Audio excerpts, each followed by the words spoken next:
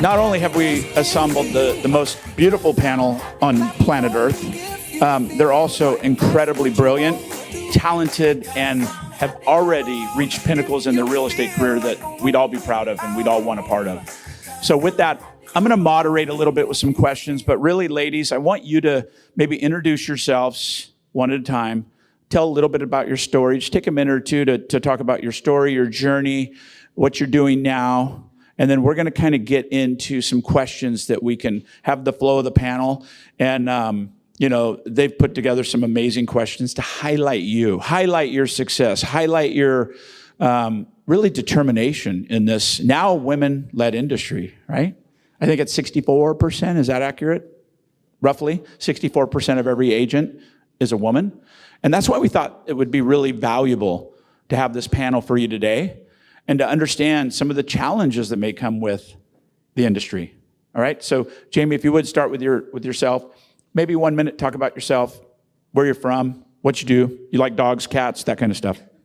Hi, I'm Jamie Alves. I am actually from the Phoenix market. My husband, Steve Alves, is in the crowd, and we used to live here in Oregon for many years, and my husband's been licensed since '94. I got my license in 2006.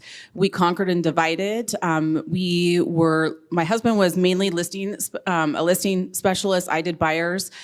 He would have 56 or so listings at a time usually, and I would run around town and show homes and sell them. So we did that for a long time. It was wearing us out like crazy, and we decided we would conquer and divide it. The current brokerage we were at, it was Premier Property Group. It was a smaller boutique at the time with 35 agents, and he was inspirational in putting together a program where we could actually start to live with residual income. What a thought. So we said, you're going to work with the builders and take off and do the real estate side. He still dabbled in it, of course, but he really focused on that. We did that for about 12 years. We decided, we're done. We're going to go live the desert life under palm trees and pools and kind of enjoy what we have created. So we actually don't sell a ton of real estate anymore. We had our time. And so we're in golf course area, and we play, we support, we coach, and we have 2 kids, a 10 and 11-year-old, and a dog named Lucy. So.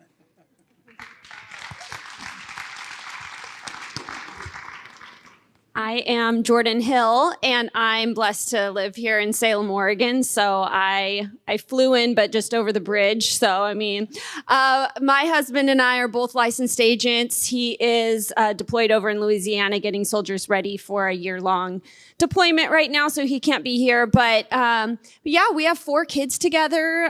We just love working as a team together. It's taken some figuring out. I'm sure everyone who has a spouse that you work with understand that, but we have a team called Hilltop Property Group here in Oregon, and my happy place is supporting those team members.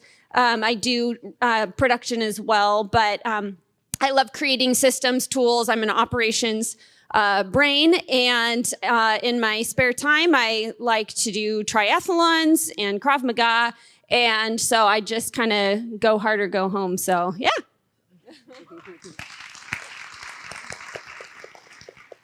I'm Sherry Gregory. I've been in the business 28 years. I was going to say I am from a small town called Sweet Home. Some of you may have heard of it. A lot of people say, well, how can you sell, real estate in Sweet Home? And I say, you can keep thinking that, right? But I think in my career, we're almost at 4,000 homes people that we've served. I'm super blessed for that. I have actually brought on my daughter, helps run the team for me. She does the operations. So it is it's a family business. My son does photography, and now my daughter-in-law is involved as well. So I'm just loving being able to hopefully leave a legacy for, years to come. Also have 2 granddaughters that I love so much. And so that's really my spare time. That's where it's spent. And I think that's it. So you have spare time? Just a little.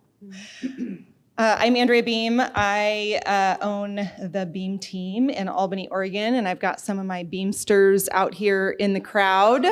Yeah. I started out life a little a little different. I lived in 20 homes in my first 18 years of life, and grew up competing in martial arts until my 20s. And I trained police dogs with a family member. I did a lot of really cool things, but moving around in 20 years that much wasn't fun, but it also gave me the skill set now to own a real estate team. I hated it then, and now I'm super thankful for it. Now we are a team in Albany, and we've got 10 of us. And my son, I have 2 boys, actually. One just got married a few weeks ago, and one is about to be a senior in high school, so please pray for me. And they are both big sports kids, and they, of course, do wrestling. I am a true #boy mom all the way. There was a lot of wrestling in my household. And, you know, now we have the opportunity, this team that we're building and growing, to me, is just a platform. I love real estate, and I think all of us up here love what we do. And for me, it's a platform really for my faith. Our values, our top value is God is at the core. And for me, this is a platform for me to just share my faith in God. And we do that through this platform called real estate, right? Because sharing into the lives of people, pouring into lives of people, that's what all the speakers are doing up here, is so important, I think, in life, that we help each other, that we show each other a path, right? So that's me.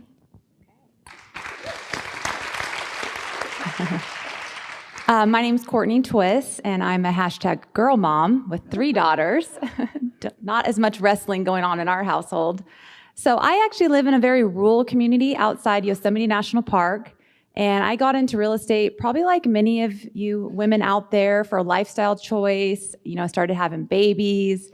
I didn't want to commute because I had gotten into lending, and I was managing and working 12 hours a day and gone for, you know, all my kids' childhood when they were really little. So I thought, you know what, I'm going to go ahead and try this real estate thing. And from there, it kind of grew. Our community is really small, and I'm ambitious and wanted to expand. And so I started from being, part-time real estate agent to expanding and growing my own brokerage with 3 locations, own a lending company. I got into the Airbnb market pretty early on, and now have a boutique hotel outside Yosemite. And we have a construction company. So I've kind of had my hands in all different areas of real estate, and it's been a lot of fun. And, you know, back in the fall, took my company under EXP with the cloud-based model. So I'm enjoying growing an organization in all different markets. So here I am.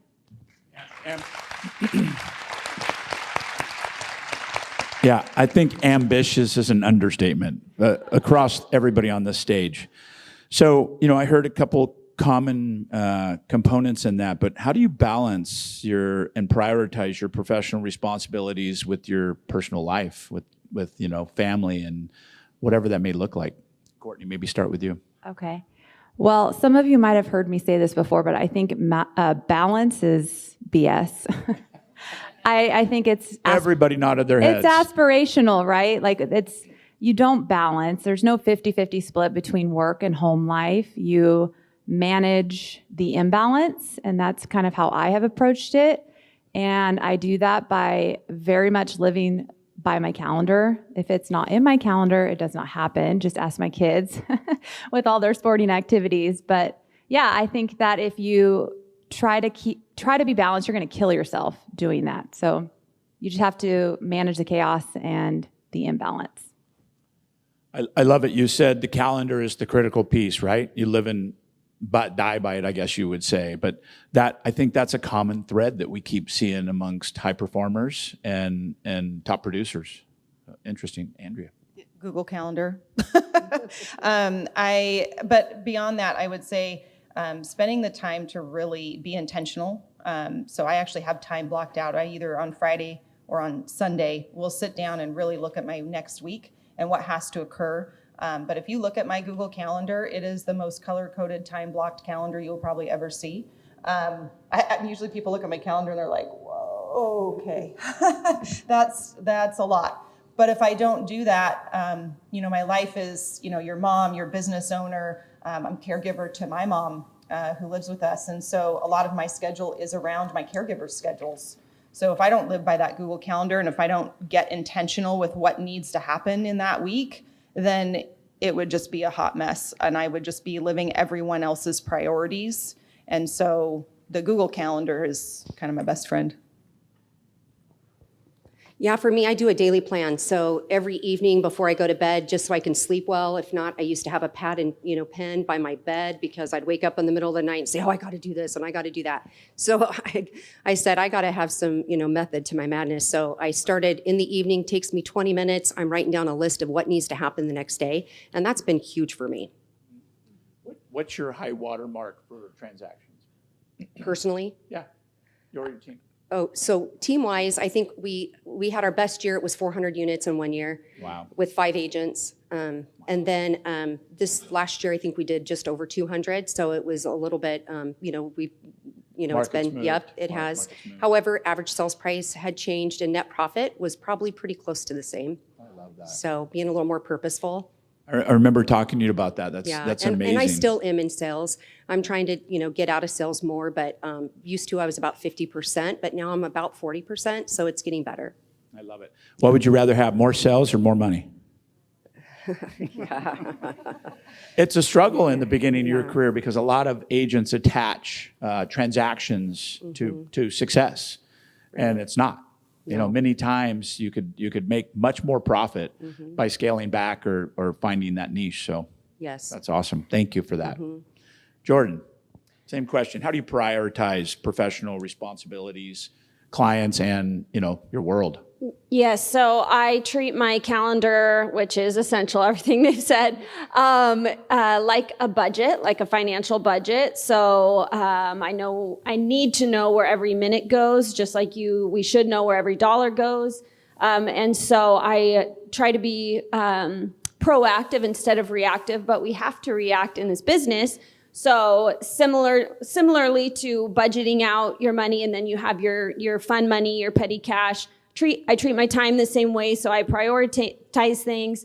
I put my important things in first, and I leave those gaps of time to react or to take a kid to the doctor if I need to that day because someone woke up with a fever. I have that time in there, and then I also have kind of my mid-level urgency items that I can squeeze in there if it's a gap, I know what to fit in there. So yeah. So really not a whole lot different than what they were saying. I live by my calendar on my phone. I'm very old-fashioned, even though I'm only 44. So I actually have a paper calendar. I know, isn't that bad? I don't spreadsheet or anything like that, but I always balance the two. I look at it the night before. I know exactly what I'm doing the next day. I know exactly what I'm doing the rest of the week. So if I get a call or I'm on the go, I'm with a current client, I can get back to them quickly. And I already have a picture of what's happening and what's going on. And then since we do have small kids, I'm always cross-balancing with my husband saying, okay, so what's tomorrow? What time are you out of here? What are your appointments? So yeah, just living by that calendar, and I'm anal about it too. So if somebody's like, oh, well, this is happening or this has come up, I'm like, nope, can't. Even with the family and what have you. So I think it's just being diligent to that, not being a pushover about your schedule. And then really, truly prioritizing time for yourself. I'm a huge morning fitness person, and so I don't let anything come in between that, and I mean anything. So I just simply have to say, hey, haven't got my workout in, you might not want to talk to me. So I block out a client appointments after I know I'm free, and we'll get into that later, but your calendar it's like the menu, and what are you going to eat? This is what you're doing today, so.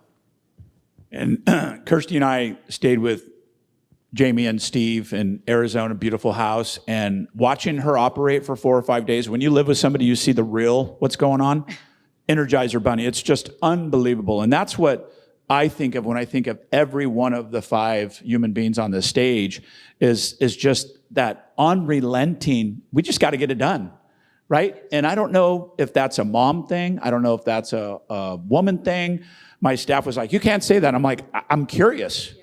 Like, I want to know, right?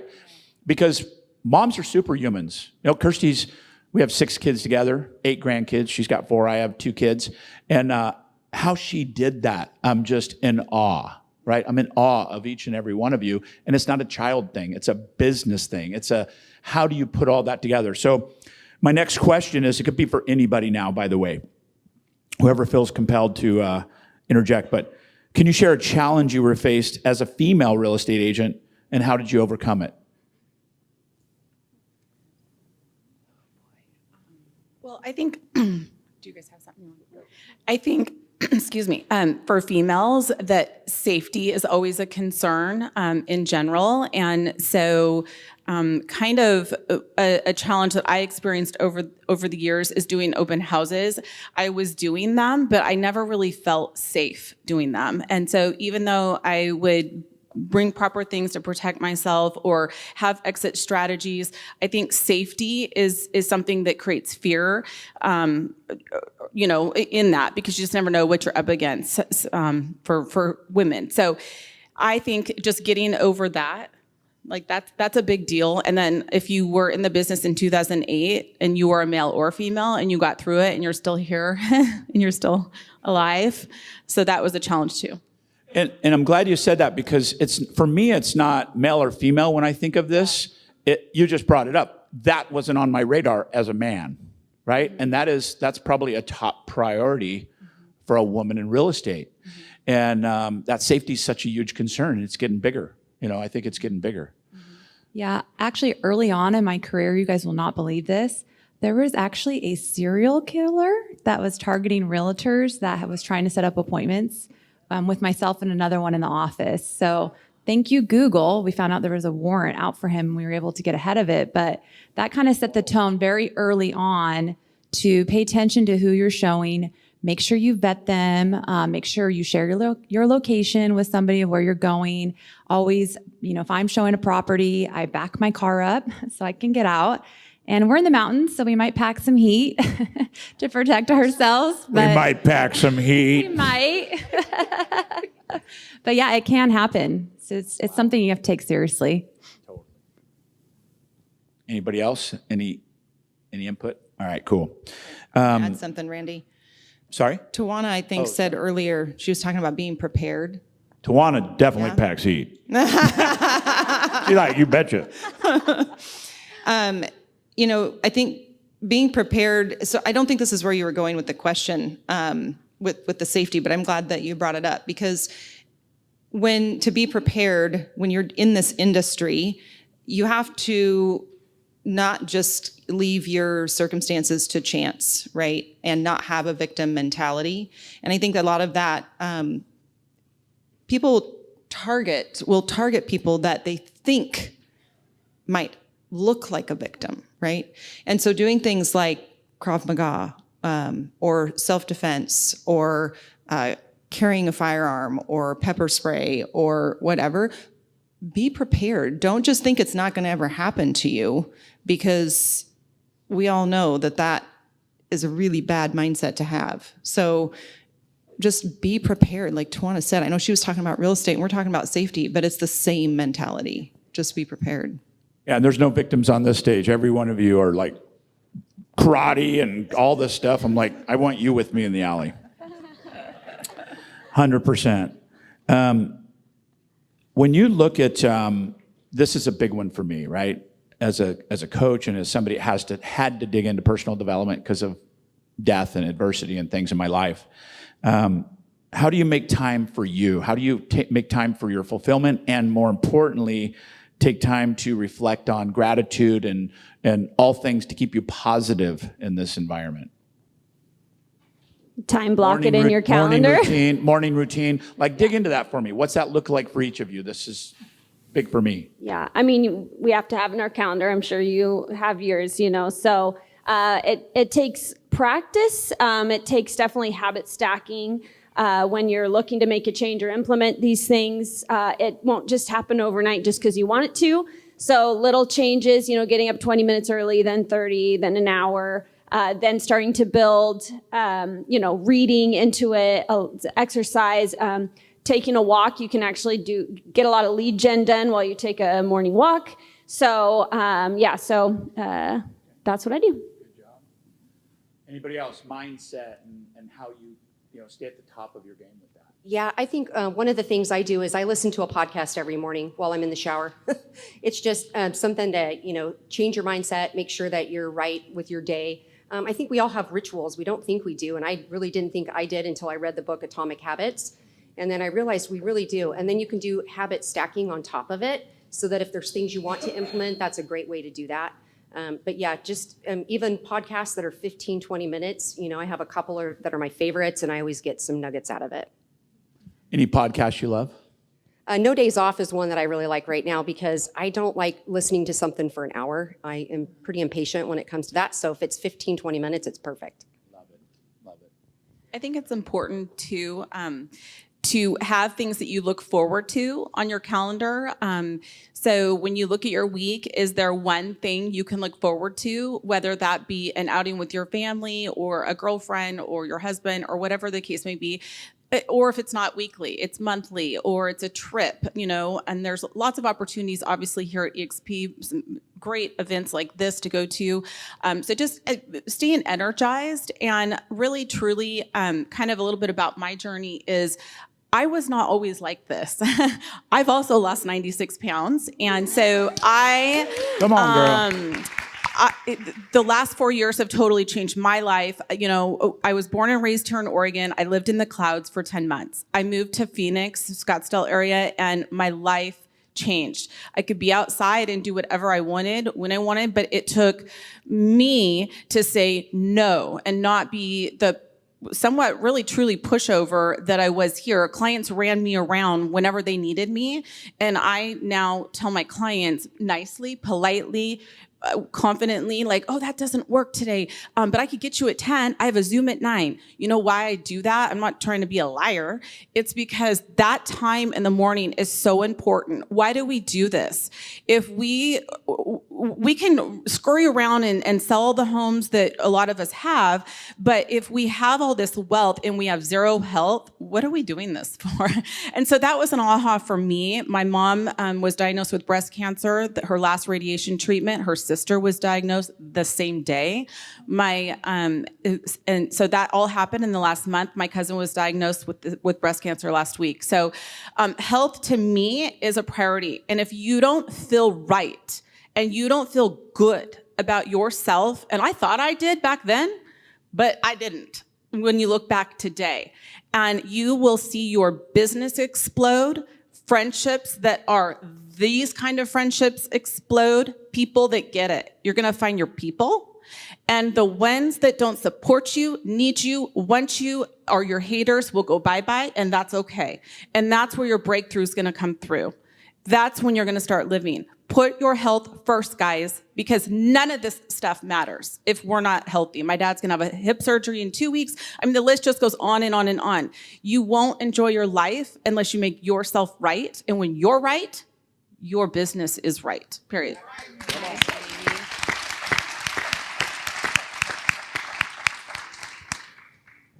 So speak to the young women that are maybe entering the real estate business, and what advice would you give them? There's literally thousands of transactions, hundreds of $1 million of production on this stage right now. What advice would you give a woman entering this real estate space right now in this market? Well, I would just say, as someone that grew my business through the recession, that you can do it. This market is tough. The last couple of years, as we've talked about, transactions are significantly down. And if you get into real estate now and you get in your office, whether that's at your house or an actual brick and mortar, and you call expireds and you do as many open houses as you can, and you find someone to shadow and to be your mentor, you will be a top agent in just a matter of years. If you can just persevere through a tough market, you're going to kill it. So just stick with it and do it, because I did it, and it was a hard market to be in as a new agent. That 2007, 2011, my husband and I lost everything during that period. Our home, everything. Started over, and now we're in quite a different position. I don't think this is just for young women. I think this is for any age. I have mentored a lot of agents in my career, and one common thread that I see, especially with new agents starting out, is the doubt is enormous, especially that first year in real estate. Usually about a month or two in, and sometimes even a few more months in, usually I see a breakdown. Usually I will see, the tears of, what was I thinking? Can I really do this? Is this something that I can really make a career out of? And it's almost like clockwork. I can almost count down the days at this point because of the amount of agents that I've mentored from brand new to successful. And there's always a moment, and sometimes it's more than one.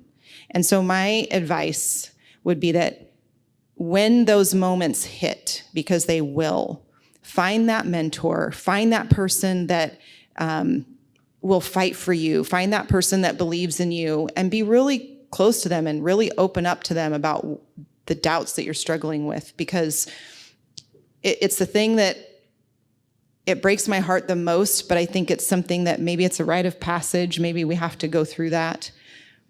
But I think Randy was talking about it earlier. You have to believe in yourself. You have to believe that you have in here what it takes. And here's one more piece of advice. I don't care how old you are, there's something in your life that you've accomplished, that you've done, that you're proud of, right? Something big, something small, it doesn't matter. But when you start feeling those doubts, pull back on those things that you have already done, because guess what? You have a track record. You have a track record for succeeding in other things. And so if you succeeded in other things, you can succeed in this too.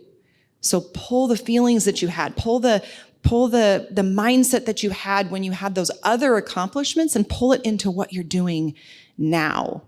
So it's not young women. I think it's just That was all my women. bad. I knew I was going to say something stupid. That was it. Can I actually add one thing to that? Just coming from being a mom, I think moms are like superheroes and are fantastic in real estate. Like fantastic. A lot of the same skills that are applied at PTAs, coaching your kids' sports, volunteering, translate so well into sales. And I built my whole brokerage. 90% of our brokerage were women, including our leadership team, and almost all of them are moms. And we trained them up from not being licensed to being top producers in the market. So you can do it. The other thing is we're mentoring and we're training people and we're meeting with new agents or people getting their license or getting into the business. I think it's our job as leaders to give them proper expectations. So when I'm sitting, I've been a certified mentor with our old company, I'm one with EXP. The reality is this: if they don't have a backing, whether that's a spouse, a family member, aunt, uncle, bestie, whatever, or 6 months minimum, if not a year in savings, guys, we're setting them up for failure usually. So we need to be raw and real about what this business looks like. They're not going to get their license and be off and running. And so just how do we give proper expectations to when we're mentoring newbies? So one of the things I think super important is that it doesn't matter how long you've been in it. You can be a brand new agent, you guys, and start, learning the market. Market information is available for anybody. So start looking at MLS daily, know your inventory, understand what, the average sales prices are. That way you start becoming an expert early on. And then your mentors can help you with what numbers you need to know.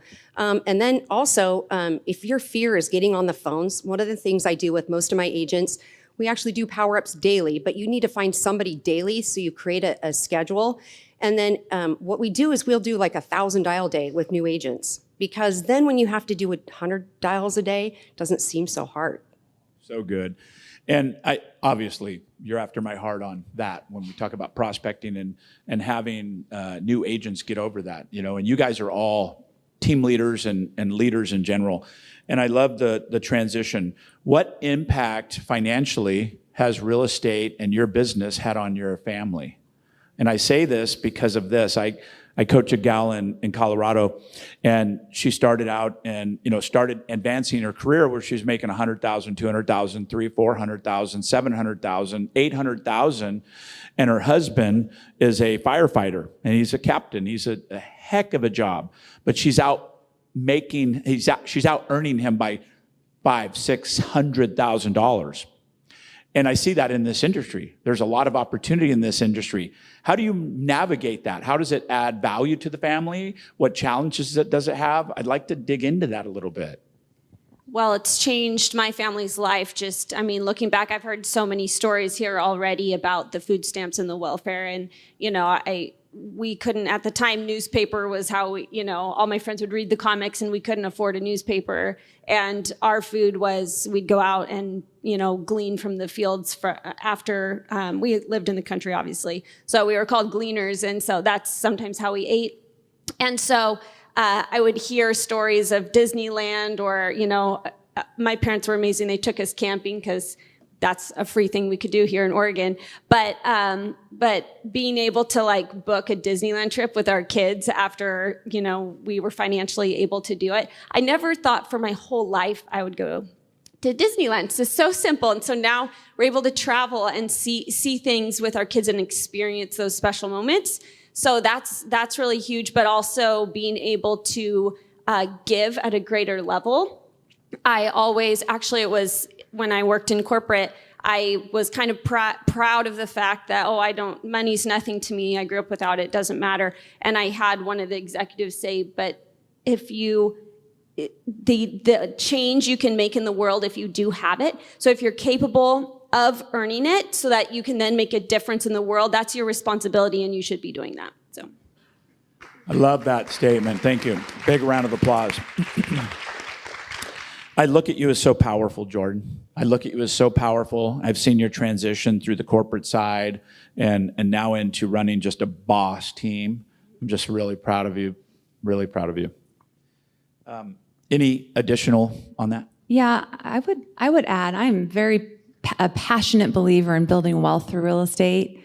And I think for me, it hasn't come from the production side, right? I was an independent broker. I exited production pretty early on in my career, but it came through investing. And there's so many realtors that have helped their clients build wealth, and they're not doing it for themselves. And I can tell you, I literally, just a little over 10 years ago, our net worth was like negative 500,000. I am not, maybe more. Lots of debt that we paid off, Dave Ramsey, just like Matthew was talking about. And now we're at a multi-million-dollar level, and that's because of real estate. So don't just help your clients, help yourself and help your family. So good. And last question as we kind of wrap up this session, and feel free to add anything you want to, by the way. It's all about you, ladies. Social media, such a big component of real estate and video. Are you guys looking at video as the future of real estate? Is this a place that you're really leaning into? Where do you see it in your individual businesses as, is it a lever that's helping you in the future, or do you see it maybe as a crutch? What is it for you? Yes. So I was at an event several months ago, a ClickFunnels event called Funnel Hacking Live, if you guys have ever heard of it. Russell Brunson went there kind of on a whim, honestly. Just wanted to kind of hear some of the speakers. And there was a speaker named Satema Ghali. He's an ex-pro football player. And whatever it was about his speech was just, it was so powerful and it hit me. And he was talking about actually not video or social media even. He was talking about consistency. And a lot of the speakers talked about consistency. A lot of the speakers talked about video. And I went, so I should probably be consistent in video. And I came that day, actually went up to Satema and said, I am committing to you that I'm going to do a video every single day for the next year, and I'm going to post it on my Instagram page. And he literally made me pinky promise, you guys. I pinky promised Satema, okay, if you guys don't know him, he looks like The Rock, okay? He's huge. I was like, hi, yeah.